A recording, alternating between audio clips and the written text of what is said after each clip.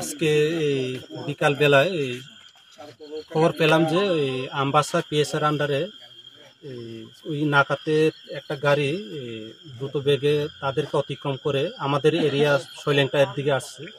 যথারীতি আমরা খবর পাওয়ার সঙ্গে সঙ্গে আমরা শৈলেংটাতে নাকাতে অ্যাম্বুস বসি এবং অ্যাম্বুস থাকার পরে যে গাড়ির খবর পেয়েছিল সেই গাড়ি ঠিক এসেছিল, পরে ব্যাক করে আবার দূরে পালাচ্ছিল। আমরা এই গাড়িকে চেস করি উত্তর গয়নামাতে চেস করি এবং যে গাড়ির ড্রাইভারকে ডিটেন করি।